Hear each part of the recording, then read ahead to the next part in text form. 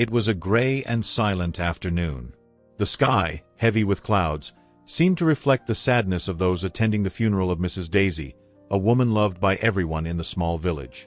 A light breeze rustled the leaves of the trees, while the attendees, with somber expressions, whispered prayers and memories of happy moments with the deceased.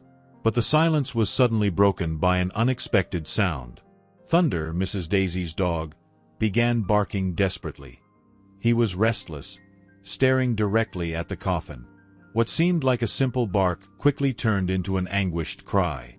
People glanced at each other, perplexed and somewhat uncomfortable. "Why is he acting like this?" murmured a woman, clutching her husband's arm. Thunder, known for his loyalty and unusual intelligence, seemed to know something that no one else there could understand. His determined posture and relentless barking gave some people chills. Even the children, usually oblivious to the gravity of funerals, began to hide behind their parents. Something was wrong.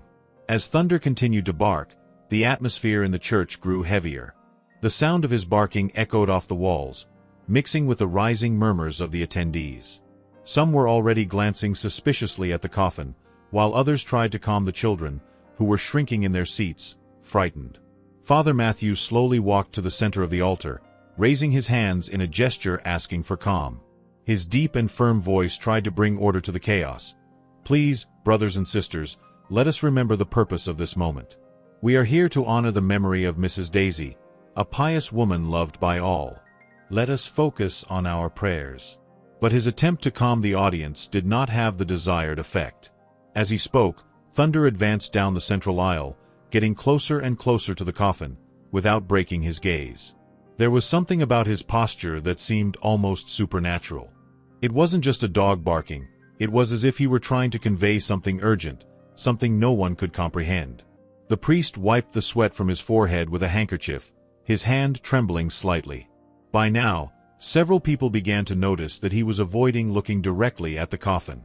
This detail, though subtle, did not escape Ralph, the traveler who was observing everything attentively from the back of the church. Ralph was a man with a keen instinct for unusual situations. He had arrived in the village a few months earlier, looking for a quiet place to settle. However, something about the scene made him uneasy. Thunder's behavior seemed to indicate that something was terribly wrong, and the increasingly tense expression of the priest only reinforced this impression. An elderly woman, sitting in the second row, leaned over to whisper to her friend beside her. "Why is the priest so nervous?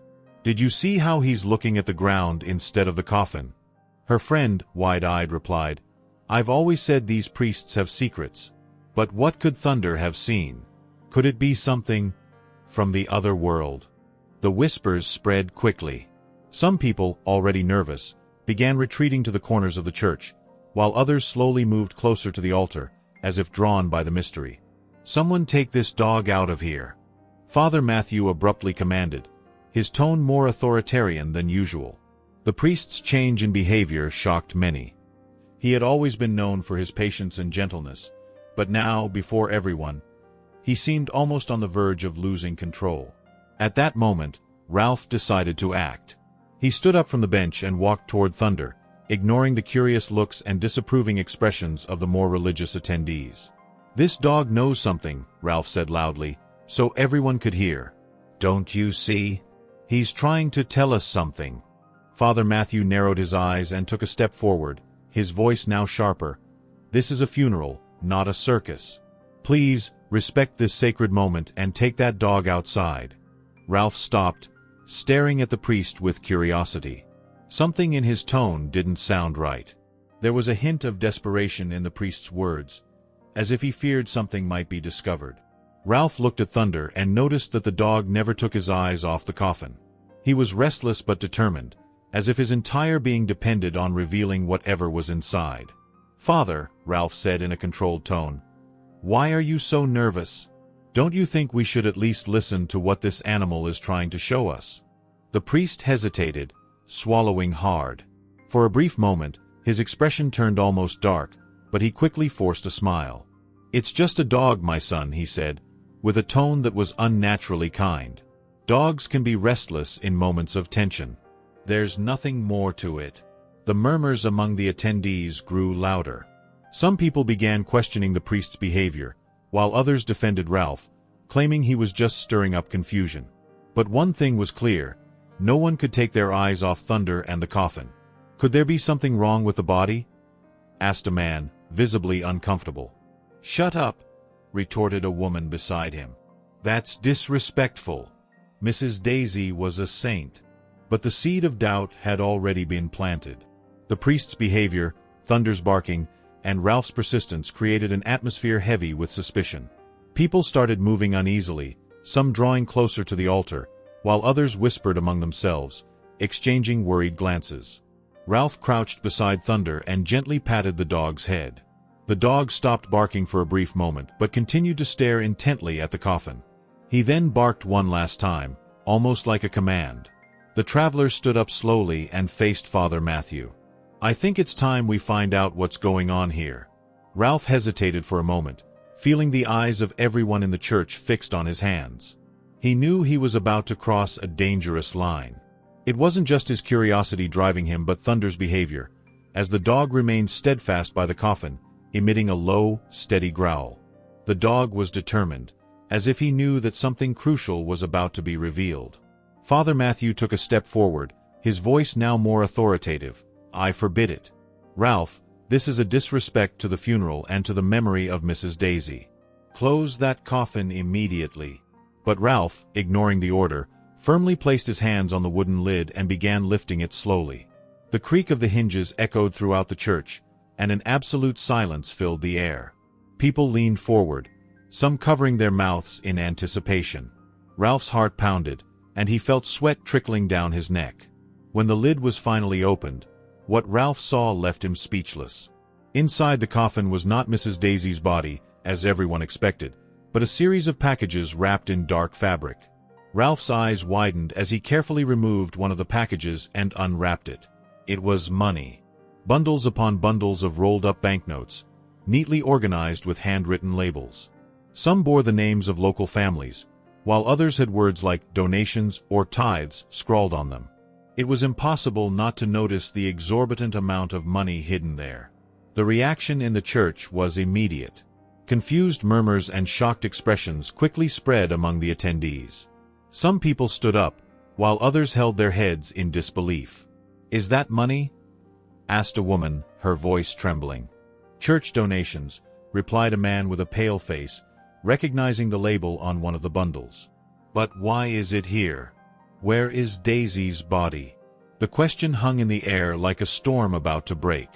Ralph raised the bundle of money for everyone to see.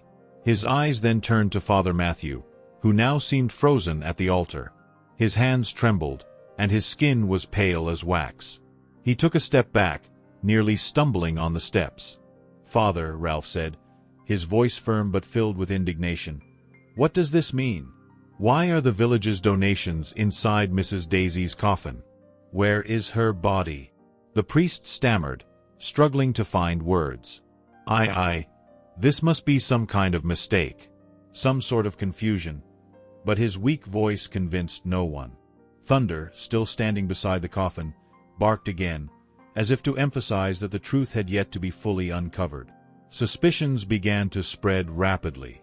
Some of the faithful, who had always blindly trusted the priest, started defending him, while others, shocked by what they saw, began questioning his leadership.